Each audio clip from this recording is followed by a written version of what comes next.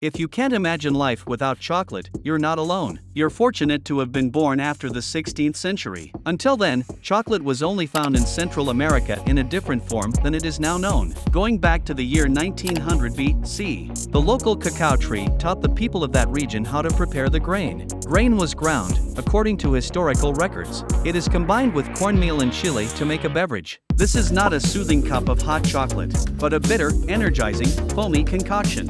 If we place a high value on chocolate today, we will have surpassed the inhabitants of Central America. They thought cocoa was heavenly food, and it was given to humans by the god serpent feathers, known as Kukulkan in the Mayan civilization and Quetzalcoatl in the Aztec Empire. The Aztecs used cocoa beans as currency, drank chocolate at imperial feasts to reward soldiers for battle victories, and used it in rituals. Chocolate made its first transatlantic crossing in 1519. According to Lieutenant Curtis, when Hernán Cortés visited the palace of Governor Montezuma in the capital, Tenochtitlan, the king brought 50 jugs of drink, which he poured into golden cups. Missionaries rumored that when the colonists returned with shipments of strange new grain, it increased the sensuality of the natives. As a result, it gained a reputation as an aphrodisiac.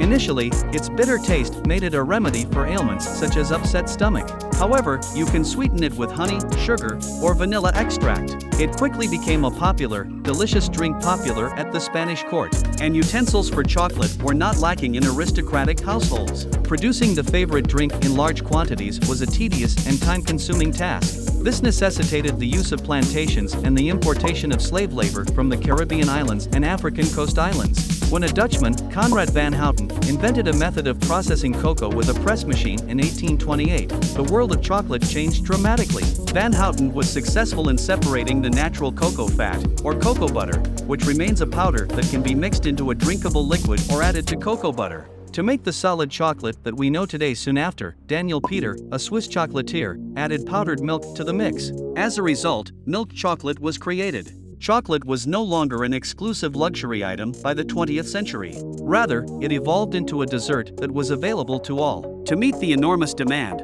more cocoa cultivation was required, which can only be found near the equator. Instead of transporting African slaves to South American cocoa plantations, the same product was shipped to West Africa. In 2015, the Ivory Coast supplied approximately 40% of the world's chocolate production. Human rights violations are currently occurring in tandem with the growth of this industry. Many farms throughout West Africa rely on child and slave labor to supply Western companies. It is estimated that over 2 million children are affected. This issue is still present. Despite major chocolate companies' efforts to share people for African development, to eliminate child labor and forced labor, chocolate is now an important part of our modern culture's rituals and celebrations, as a result of its association with colonial and indigenous cultures and civilizations. In addition to the influence of advertisements, chocolate retained an aura of sensuality and deviation, as well as the taboo. Learning so much about its fascinating, albeit at times cruel, history in addition to its current production, it reveals how those connections arose and what to conceal. So, when you take the wrapper off the next chocolate bar you want to eat, consider for a moment that chocolate is not entirely sweet.